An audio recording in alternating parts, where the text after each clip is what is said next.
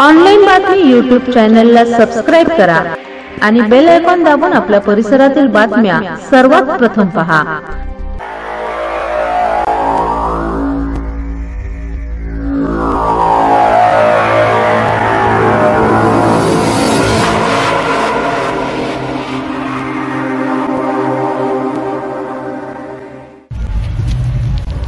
Project name is Water Providing Creative Guard for Plants.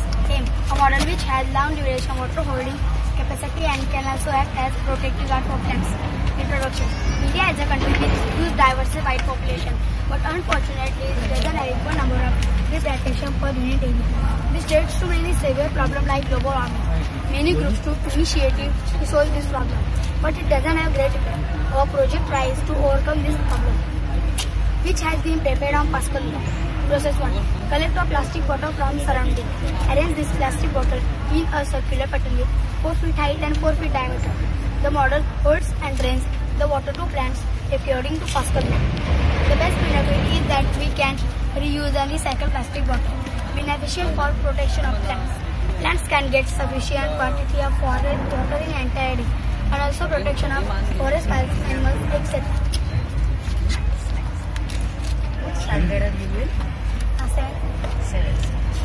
ZP शाळेतला मुलगा इतका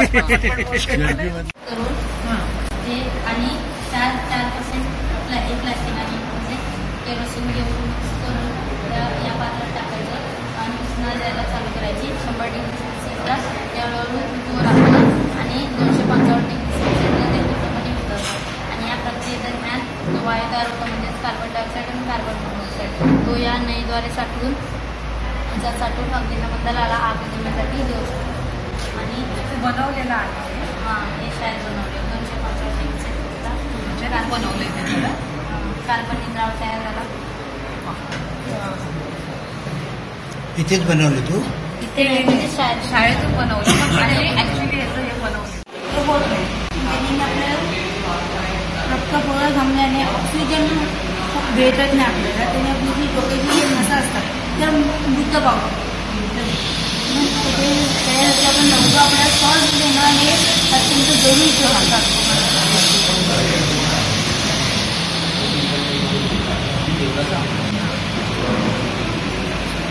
connect करायला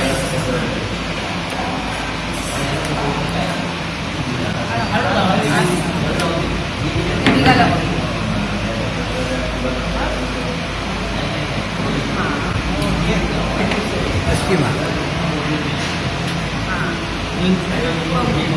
आणि हे माणसाचं झालं प्राण्यांचं देखील बनवलं। जब ये साइकिल का घुमाते हैं तभी इस मोटर के जरिए हमारे को एनर्जी दिखाई देती है। ये हम इसे मैग्नेट से कनेक्टेड किया जिसकी वजह से ये नीचे खींचते जा रहा है और ये बॉटल है ये बॉटल में हाफ पानी भरा है जिसकी वजह से रोड से नीचे आता है और फास्ट घूमने लगे। इसकी वजह से मल्टीमीटर में जो ये दिखा रहा है इसमें ज़्यादा आज या जिल्हास्तरीय प्रदर्शनाला विज्ञान प्रदर्शनाला येऊन खरं तर मनापासूनचा आनंद वाटला, पण आनंदापेक्षा जास्ती अभिमान आहे की जिल्ह्यातील आणि इतर जिल्ह्यातून आलेली ही जी तरुण विद्यार्थी मित्रमैत्रिणी आहेत जे खऱ्या अर्थानं आपल्या कोकण विभागाचं आणि राज्याचं भवितव्य आहे ते आज या विज्ञान प्रदर्शनामध्ये भाग घेत आहेत आणि ही पिढी इतक्या ॲडव्हान्स पद्धतीनं त्या ठिकाणी तयार होते। म्हणजे बरेचसे या ठिकाणी आम्ही प्रोजेक्ट्स बघितले, त्याच्यातले काही आपल्या निसर्गाशी निगडीत होते की कशा पद्धतीनं आपण स्वच्छता राखली पाहिजे, कशा पद्धतीनं येत्या काळामध्ये सर्व आपल्याकडे ज्या योजना आहेत त्याचा आपण वापर केला पाहिजे, पण त्याचबरोबर पर्यावरण आपण कसं स्वच्छ ठेवलं पाहिजे याबाबत होते। काहींनी अतिशय चांगल्या पद्धतीनं नवीन टेक्नॉलॉजीचा वापर केला होता। मगाशी एक प्रोजेक्ट आम्ही या ठिकाणी बघितला जो मोबाईल फोनचा त्या मुलीने इतक्या चांगल्या पद्धतीनं स्लाईड्ससाठी वापर केला।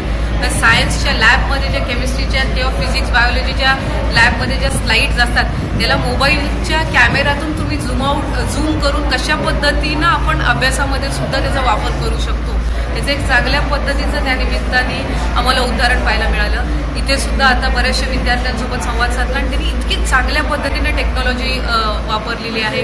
एकाने मोबाईल सेन्सरचं एक उदाहरण दिलं, त्याचबरोबर एकाने ज्या वेळेला आपण गर्दीच्या ठिकाणी जातो, ज्या वेळेला आपण म्हणजे पुरुष मंडळी जे असतात त्यांच्या खिशामध्ये वॉलेट पाकिट असतं, तर ते पाकिट चोरीला जाताना सेन्सर जर आपण ठेवलं तर कशा पद्धतीने म्हणजे त्यांच्या स्वतःच्या आकलन शक्तीप्रमाणे त्यांनी हे त्या ठिकाणी प्रोजेक्ट्स बनवलेले आहेत.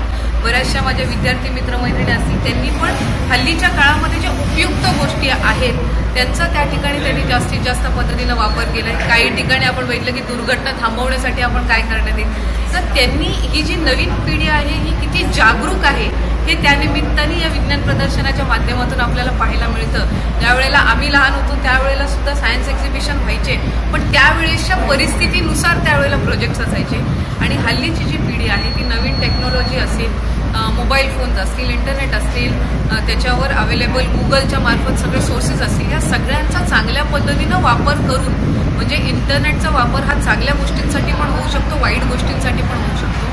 पण तो चांगल्या गोष्टींसाठी कसा होऊ शकतो त्याचं उदाहरण आज या विज्ञान प्रदर्शनाच्या माध्यमातून त्या ठिकाणी पाहायला मिळालं. त्याच्यामुळे ही भावी पिढी अतिशय चांगल्या पद्धतीनं घडत आहे आणि त्याला विज्ञान प्रदर्शनासारखे आपण व्यासपीठ एक निर्माण करून देतोय. ही एक त्याच्यातली अतिशय जमेची बाजू आहे. त्यामुळे आज या ठिकाणी जे जे विजेते ठरतील त्यांना शुभेच्छा राहतील, पण त्याहूनही जास्तीत जितक्या स्पर्धकांनी या ठिकाणी भाग घेतलाय त्या सर्वांनाच विशेष शुभेच्छा राहतील. रायगडमधून सर्वात जास्ती पार्टिसिपेंट झालेले आहेत, जवळपास 43-44 पार्टिसिपेंट झालेले आहेत. मग ते 15 तालुक्यातून, खालापूर असो, महाड असो, म्हसळा, तळा, सगळ्याच तालुक्यातून जे आलेले आहेत त्या मुलांचं सुद्धा एक मनापासूनचं कौतुक या ठिकाणी करीन. मगाशी सुरुवातीला एका जिल्हा परिषद शाळेतला विद्यार्थी अस्खलित इंग्लिशमध्ये त्यांनी आम्हाला सगळं या ठिकाणी त्याचा प्रोजेक्ट त्या ठिकाणी समजावलं आणि मनापासून आम्हाला अभिमान वाटला की जसं प्रायव्हेट स्कूलमधले इंग्लिशचे मध्ये विद्यार्थी संवाद साधतात तसंच जिल्हा परिषदच्या शाळेतल्या त्या विद्यार्थ्यांनी आम्हाला आमच्यासोबत संवाद इंग्रजीमध्ये साधला. तो अतिशय अभिमानास्पद ही बाब आहे. त्यामुळे सगळ्याच माझ्या विद्यार्थी मित्रमैत्रिणींना या निमित्ताने शुभेच्छा देतो. धन्यवाद. ही योजना केंद्र पुरस्कृत योजना आहे, इन्स्पायर अवॉर्ड योजना. या योजनेसाठी केंद्र सरकारने प्रत्येक विद्यार्थ्यांसाठी 10,000 रुपये त्यांच्या खाती वर्ग करण्यात आलेले आहे आणि त्यातून त्यांनी हा प्रोजेक्ट तयार करून इथे त्यांना प्रदर्शनात मांडणी करण्यात आलेली आहे. त्यानंतर आता हा जो 3 दिवसाचं प्रदर्शन आहे यामध्ये मुंबई, ठाणे, रायगड आणि पुणे असे 5 जिल्ह्यात मिळून हा आयोजित करण्यात आलेला आहे आणि रायगड जिल्ह्याचे जास्तीत जास्त विद्यार्थी सिलेक्ट झाल्यामुळं आपल्याला हे आयोजन करण्याचा मान आपल्या रायगड जिल्ह्याला यावर्षी मिळालेला आहे. साधारण 110 प्रकल्पाची नोंद आपल्या ह्या प्रदर्शनात झालेली आहे. त्यातून आपल्याला पुण्यातून विशेष असं पथक प्रशिक्षणासाठी उपलब्ध झालेलं आहे आणि ते उद्या याच्यातून 10% राज्यस्तरासाठी प्रोजेक्ट निवडणार आहे. किती प्रोजेक्ट राज्यस्तरावर जाणार आहे? सहभागी विद्यार्थ्यांच्या 10% प्रोजेक्ट हे राज्यासाठी जाणार आहे. हे विद्यार्थ्यांची म्हणजे संकल्पना आहे. विद्यार्थ्यांच्या मनात ज्या कल्पना येतात त्या कल्पना त्यांना साकार करण्यासाठी सरकारने हे पैसे दिलेले आहेत आणि ह्यातून हे जे प्रोजेक्ट बनवलेले आहेत हे कंपन्या यांना येऊन भेटी देणार आहेत भविष्यामध्ये आणि हे प्रोजेक्ट कंपन्यांना वाटलं की आपण याच्यापासून प्रोडक्शन बनवू शकतो तर त्या विद्यार्थ्याची थेट करार करून त्या विद्यार्थ्याला त्यांच्या प्रॉफिटचा 20% पैसा हा त्या विद्यार्थ्याला मिळणार आहे.